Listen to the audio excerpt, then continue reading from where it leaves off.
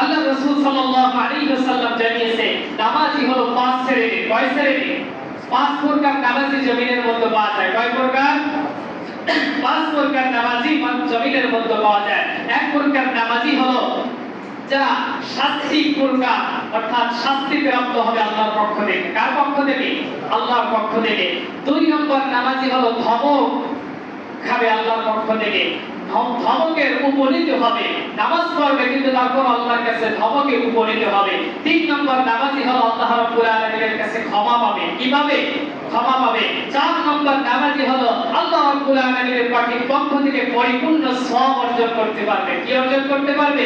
সওয়াব অর্জন করতে পারবে। পাঁচ নম্বর নামাজি হলো যারা নৈকট্য অর্জন করতে পারবে আল্লাহর পক্ষ থেকে। কয়জন নামাজি পাইলাম? পাঁচজন। এক নম্বর নামাজি যারা আল্লাহর পক্ষ থেকে শাস্তি প্রাপ্ত হবে। কি প্রাপ্ত হবে? শাস্তি প্রাপ্ত হবে। এই নামাজি কারা?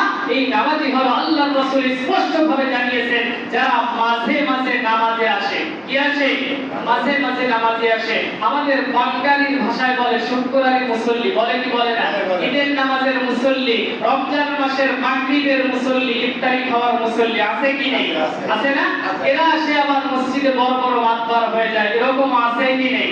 আছে না? যারা পাঁচ ওয়াক্ত নামাজ পড়ে সামনের কাতারে, এদের কোনো কর্তৃত্ব নাই, কিন্তু যে একদিন আসলো তার তাবুতের ঠেলায় মসজিদে টিকা যায় না। আছে কি নেই? আছে না? আল্লাহ রাব্বুল আলামিন বলেছেন এই সব নামাজি যারা আছে মাঝে মাঝে নামাজি আসে, মাঝে মাঝে মসজিদের মধ্যে প্রবেশ করে, আবার মসজিদে আসে কখন? যখন ইমাম সাহেব খুতবায় বলবে আযকুরুনি আযকুরুকুম ওয়াশকুরুলি ওয়ালা তাকফুরুন, দৌড় দিয়ে মসজিদে এসে কাতারের মধ্যে প্রবেশ করবে। প্রবেশ করার পরে সে নামাজে দাঁড়িয়ে যাবে। ইমাম সাহেব যদি একটু কিরাত লম্বা করে ফেলে, সালাম ফিরাতে যদি একটু দেরি করে ফেলে, তখন এই মুসল্লিদের আবার কাশ চলে আসে। কি চলে আসে? কাশ। কাশ দিতে থাকে, এইভাবে কাজ দিতে থাকে।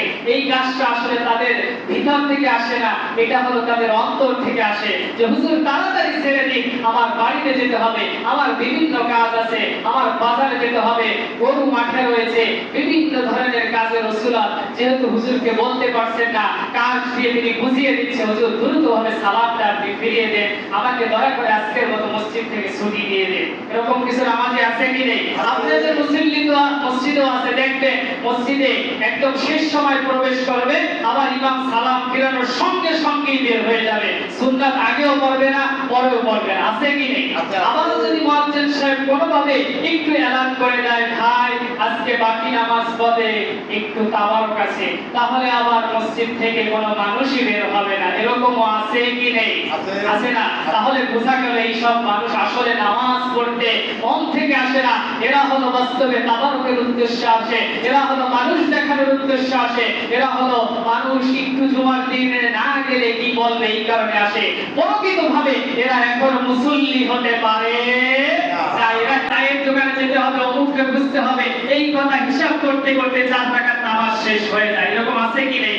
এই কারণে মাঝে মাঝে ইমাম সাহেবের ভুল হলে বিচারের যদি 2-3 কাতার মুসল্লিও থাকে, কেউ একজন মুসল্লিও টের পায় না যে ইমাম শেষে একটা দিয়েছে না 2টা দিয়েছে, নামাজ 3 রাকাত পড়ালো না 4 রাকাত পড়ালো, এরকম হয় কি হয় না? তাহলে বোঝা গেল আমরা এখনো 5বার আসলেও ইমানদার প্রকৃত মনোযোগী নামাজি হতে পারি নাই। আল্লাহ রাব্বুল আলামিন বলেছে 3 নম্বর নামাজি হলো ক্ষমা প্রাপ্ত, যারা মসজিদের মধ্যে আসে মনোযোগী হয়, আবার মাঝে মাঝে মন বের হয়ে যায়, অর্থাৎ মন দোকানের দিকে চলে যায়, কৃষকের দিকে চলে যায়, গরুর দিকে চলে যায়, ফ্যামিলির দিকে চলে যায়। ইবলিস নামাজ থেকে মন বারবার বাহিরে নিয়ে যায়, আবার ওই ব্যক্তি চেষ্টা করে নামাজে নিয়ে আসে, আবার বাহিরে নিয়ে যায়, আবার ভিতরে নিয়ে আসে। এই চেষ্টার কারণে আল্লাহ রাব্বুল আলামিন বলে বান্দা যেহেতু নামাজে দাঁড়িয়ে মন রাখার চেষ্টা করেছে, এই কারণে আমি বান্দার জীবনের সব গুনাহ খাতাগুলো maaf করে দিলাম।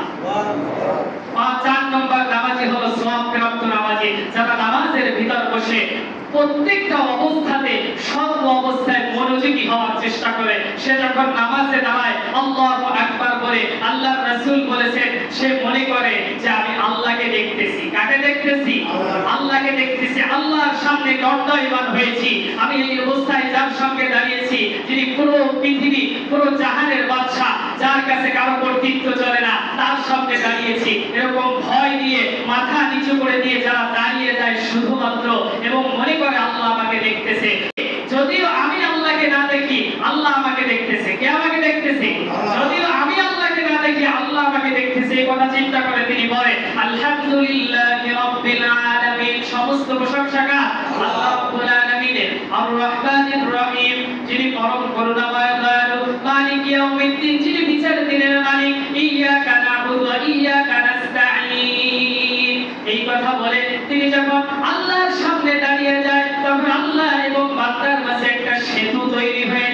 কি তৈরি হয়ে যায়? ইয়াকা না'বুদু ওয়া ইয়াকা নাস্তাইন, আমরা তোমারই কাছে সাহায্য চাই, তোমারই কাছে আমরা সাহায্য চাই। এই কথা যখন বলে বান্দা আল্লাহর মাঝে সেতু তৈরি হয়ে যায়। আল্লাহ তাআলা বান্দার কানে কানে এসে বলে, বান্দা তোমার কি লাগবে আমার কাছে চাও, একবার চাও আমি তোমাকে দিয়ে দেব। সঙ্গে সঙ্গে সকল বান্দা একই সঙ্গে বলে ওঠে, ইহদিনাস সিরাতাল মুস্তাকিম। আল্লাহ আমি জমিনের মধ্যে কিছুই চাই না, শুধুমাত্র কেবলমাত্র সঠিক পথ, সরল পথের দিশা চাই। কি বলে? সঠিক এবং সরল পথের দিশা চাই। সঠিক এবং সরল পথের দিশা হচ্ছে কোরআনের পথ। কিসের পথ? কোরআনের পথ, হাদিসের পথ। কোন পীর বাবার পথ, কোন ব্যক্তির পথ, কোন মানুষের পথ, নাকি কোরআনের পথ, আল্লাহ রাসূলের পথ। এই পথের দিশা আমরা চাই। এইভাবে যখন বান্দা বলতে থাকে, আমি বান্দাকে তার জীবনের সকল গুনাহ খাতা মাফ করে দিয়ে তার জীবনে সওয়াব উপনীত করে দিই। কে বলেছে? আল্লাহ তাআলা বলেছে। ৫ নম্বর যেটা, সেটা হলো আল্লাহর নৈকট্য অর্জন করা। কি অর্জন করা? নৈকট্য অর্জন করা। আল্লাহ রাব্বুল আলামিন বলেছেন, আল্লাহর নৈকট্য অর্জন করে কারা? যারা নামাজের মধ্যে মনোযোগী হয়ে সম্পূর্ণভাবে যে আল্লাহ আমাকে দেখতেছে, আল্লাহ আমাকে দেখতেছে, আমি যদি আল্লাহকে না দেখি, এইভাবে বলে যখন সূরা ফাতিহা পড়ে, এরপর অন্য সূরা মিলায়, আল্লাহকে ভয় করে কোনো দিকে মন না দিয়ে, কোনো দিকে না তাকিয়ে শুধুমাত্র কেবলমাত্র তাকবীর থেকে নিয়ে শুরু করে সালাত পর্যন্ত পরিপূর্ণ নামাজে মনোযোগী হয়, আমার জন্য একনিষ্ঠভাবে নামাজ আদায় করে, আমি আল্লাহ রাব্বুল আলামিন বলে দিলাম, সে আমার কাছে একজন প্রিয় বান্দা, নৈকট্যশীল বান্দা হিসেবে উপস্থিত হয়ে যায়। তাহলে আমাদেরকে এরকম নামাজি হতে হবে কি হবে না? নাকি মুনাফিক মার্কা নামাজি হতে হবে? মুনাফিক মার্কা নামাজি কারা? প্রথমে যেটা বলেছি, শাস্তি প্রকার নামাজি, যারা মাঝে মাঝে আসে, মাঝে মাঝে আসে না, আবার আসলেও তাদের মন নামাজে থাকে না, শুধুমাত্র বাহিরের দিকে থাকে। আল্লাহ রাসূল বলেছে, এরা হলো মুনাফিক মার্কা নামাজি। কি মার্কা নামাজি? তাহলে আমরা নৈকট্যশীল নামাজি হব নাকি মুনাফিক নামাজি হব? নৈকট্যশীল নামাজি হব। আল্লাহ তাআলা নৈকট্যশীল নামাজি হওয়ার তৌফিক দান করুন।